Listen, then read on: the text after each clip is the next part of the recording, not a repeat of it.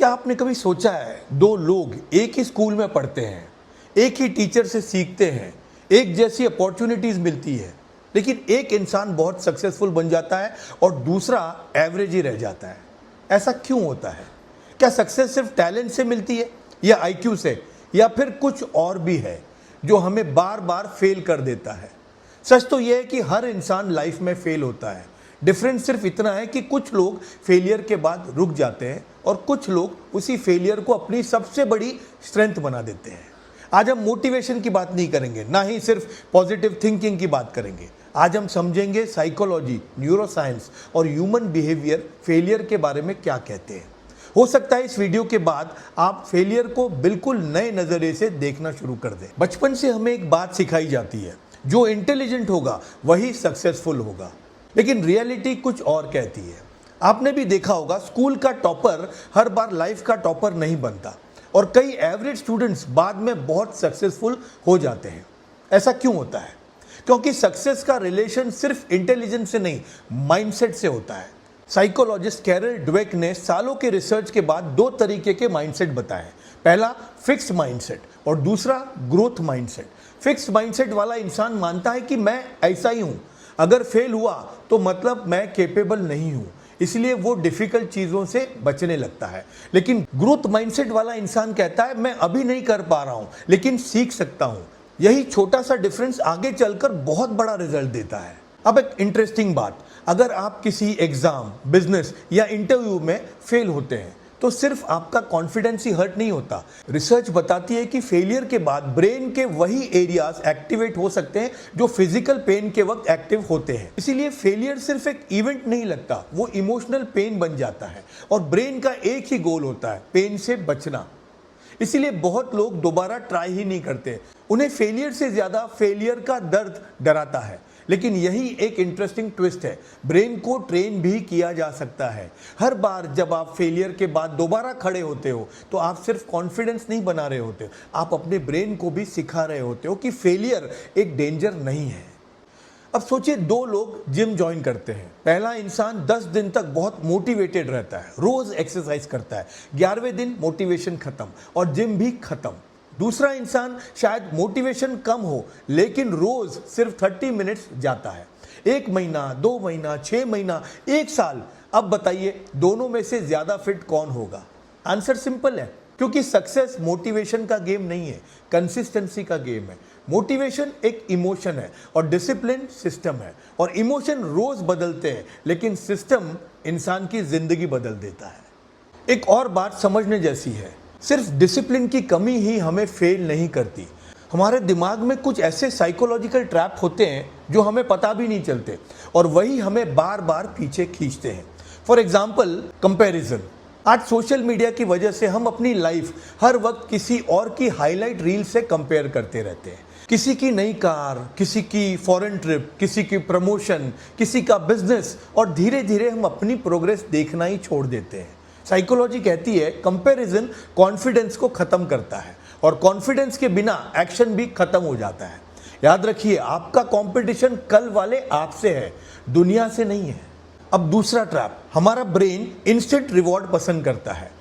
इसीलिए रील्स देखना, सीरीज देखना या मोबाइल स्क्रॉल करना इतना इजी लगता है, लेकिन बुक पढ़ना, एक्सरसाइज करना या कोई नया स्किल सीखना थोड़ा मुश्किल लगता है। क्यों? क्योंकि उसका रिवॉर्ड बाद में मिलता है और ब्रेन आज की खुशी को कल की सक्सेस से ज्यादा इंपॉर्टेंस देता है। और इसी वजह से कई लोग जिंदगी भर बिजी रहते हैं लेकिन ग्रो नहीं करते। अब तीसरा ट्रैप, लोग क्या कहेंगे। ये 4 शब्द न जाने कितने सपने मार देता है। कई लोग बिजनेस शुरू नहीं करते, कई लोग यूट्यूब चैनल शुरू नहीं करते, कई लोग स्टेज पर बोलते नहीं, सिर्फ इसलिए कि कई लोग हंस न दे। लेकिन एक सच याद रखिए, जो लोग आज आपको जज कर रहे हैं, कल उन्हें आपकी लाइफ याद भी नहीं रहेगी। और अगर आपने अपनी जिंदगी दूसरों के ओपिनियन के हिसाब से जी ली तो सबसे बड़ा रिग्रेट भी आपको ही होगा। और एक ट्रैप है जो बहुत इंटेलिजेंट लोगों को भी फेल कर देता है, परफेक्शनिज्म। कई लोग कहते हैं अभी परफेक्ट टाइम नहीं है, थोड़ा और सीख लेता हूँ, थोड़ा और तैयारी कर लेता हूँ, और इसी तैयारी में साल बीत जाते हैं। सच तो यह है कि परफेक्ट टाइम कभी आता ही नहीं। एक्शन परफेक्शन से पहले आता है। हर एक्सपर्ट कभी बिगिनर था और हर सक्सेसफुल इंसान कभी इनएक्सपीरियंस था। एक और इंटरेस्टिंग बात, थॉमस एडिसन से किसी ने पूछा कि आप 1000 बार फेल हुए हो, कैसा लगा? उन्होंने जवाब दिया, मैं 1000 बार फेल नहीं हुआ, मैंने 1000 तरीके ढूंढे जो काम नहीं करते। यही डिफरेंस है। ऑर्डिनरी लोग फेलियर को एंड समझते हैं, सक्सेसफुल लोग फेलियर को फीडबैक समझते हैं। उनके लिए हर फेलियर एक टीचर होता है। सवाल ये नहीं होता कि मैं क्यों फेल हुआ, सवाल होता है इस फेलियर ने मुझे क्या सिखाया। और ये एक सवाल इंसान की पूरी जिंदगी बदल सकता है। हम सब एक ही दिन में बदलना चाहते हैं। मंडे से जिम, कल से डाइट, अगले महीने से बिजनेस, और जब 10-15 दिन में रिजल्ट नहीं मिलता तो हम छोड़ देते हैं। लेकिन साइकोलॉजी कहती है कि ब्रेन छोटे चेंजेस को ज्यादा इजीली एक्सेप्ट करता है। सिर्फ रोज 1% बेटर बनिए। अगर आज 10 मिनट पढ़ सकते हो तो वही करो, कल 11 मिनट, फिर 12। छोटी कंसिस्टेंसी बड़े ट्रांसफॉर्मेशन लाती है। याद रखिए, सक्सेस एक बड़ा डिसीजन नहीं है, 1000 छोटे डिसीजंस का रिजल्ट होता है। अच्छा चलो, अगर मैं आपसे पूछूं कि सक्सेस की सबसे इंपॉर्टेंट क्वालिटी क्या है, IQ, टैलेंट, लक? रिसर्च एक और आंसर देती है, रेजिलियंस, यानी गिरने के बाद दोबारा उठने की एबिलिटी। सोचिए, एक छोटा बच्चा चलना कैसे सीखता है? गिरता है, फिर उठता है, फिर गिरता है, फिर उठता है। अगर वो पहली बार गिरकर डिसाइड कर लेता कि मुझसे चलना नहीं होगा तो शायद आज हम में से कोई भी चल नहीं पाता। बचपन में हम गिरने से नहीं डरते, बड़े होते ही हम लोगों की जजमेंट से डरने लगते हैं और वही डर हमें रोक देता है। 5 सवाल जो हर फेलियर के बाद पूछना चाहिए। अगली बार जब भी आप फेल हो, खुद से सिर्फ ये 5 सवाल पूछें। नंबर 1, मैंने क्या सीखा?